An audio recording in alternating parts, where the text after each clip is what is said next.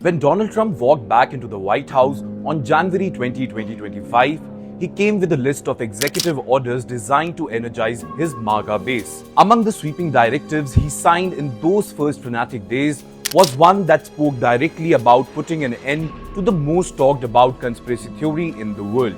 In fact, on January 23, 2025, Trump signed Executive Order number 14176, directing the Director of National Intelligence, the newly appointed Tulsi Gabbard, to develop a plan to release all classified documents pertaining to the assassinations of John F. Kennedy, Robert F. Kennedy, and Martin Luther King Jr.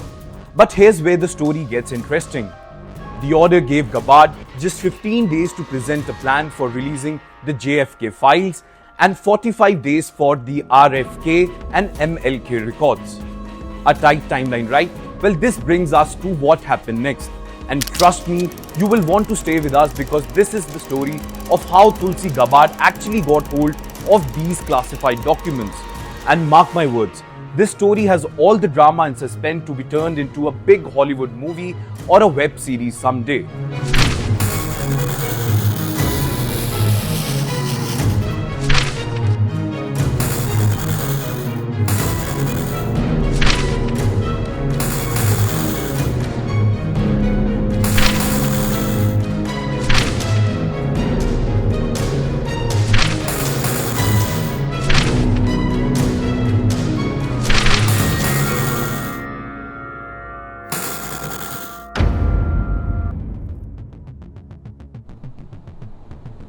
It was in early April 2025 when certain vehicles rolled up outside the secret CIA archival facility somewhere in the Washington area. No advance notice, no coordination, no warning.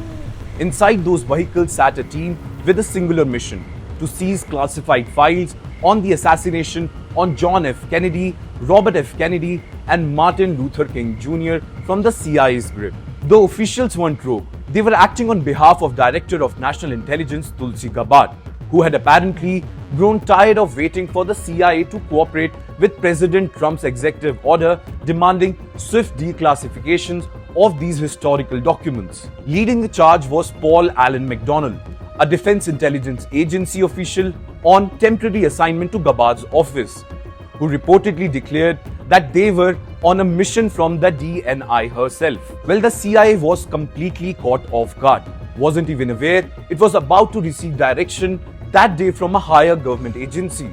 Well, the scene at the warehouse entry was tense.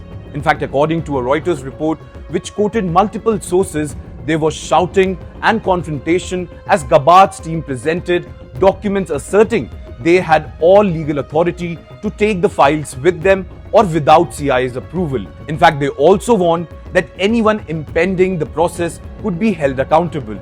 That very moment was described by one particular source as probably the most confrontational point in the still young relation between Gabbard's office and the CIA.